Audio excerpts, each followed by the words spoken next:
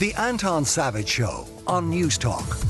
You may have heard that there are issues in Dublin Airport. Now, for once, the issues are not to do with queues and difficulty getting through security, because they have flung resources at that like snuff at a wake, and it seems to have largely fixed the problem. The difficulty they have is to do with parking, because there is a limit to how much resource they can throw at something if they run out of spaces, and it looks like they're running out of spaces. Eoghan Corry is with us. He's editor of Air and Travel magazine. Eoghan, Dublin Airport parking is full. Very much, Anton. There is a solution. They could actually get the former Quick Park. Listeners would be familiar. On the Santry Road, there was a private parking facility which didn't survive the pandemic. Dublin Airport are in a position to get that up and running pretty quickly. They haven't got the clearances to do so. There are trust issues about Dublin Airport effectively owning all the car parking facilities around the airport. And there are a few planning issues as well. But if those 4,500, 5,000 spaces are released, that big notice that's on the Dublin Airport website saying you can't book a car parking space, that will probably go, and we are facing into the real rushes of summer in a few weeks' time, and we've got about 100,000 people going through the airport today and tomorrow. About 350 flights landing and 350 taking off. But the whole experience of the last 7-8 weeks since Easter has been that aviation is returning at a slightly faster rate than had been anticipated, Anton.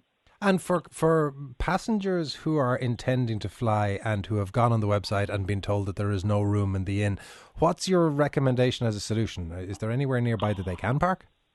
There isn't really. I mean, there are facilities that are not designed for airport parking, for long-term airport parking. Some of the hotels have facilities for people who book into the hotel and stay overnight, which a lot of people do if they're travelling up from a distance. All of those systems are under pressure, Anton, and we saw last summer where they blocked out the car parks, and then a limited number of people arrived and took a ticket and were facilitated. But the real fear is that our traffic levels are now ahead of where they were last summer.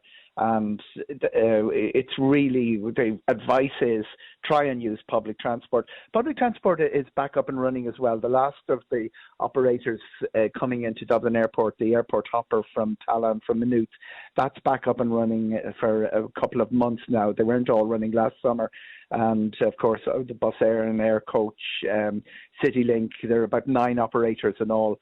And it is a problem if you've got a lot of luggage and you pay extra if you've got more than 2 pieces of luggage on some of these services.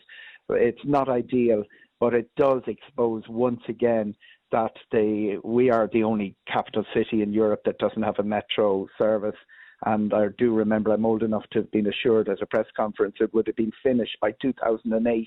The last date I heard, Anton, was 2030. It's certainly showing up the lack of planning for getting to and from the airport that has dogged infrastructure, our whole infrastructural on the public side, because the airport itself moved pretty wisely on infrastructure and things like terminals and runways.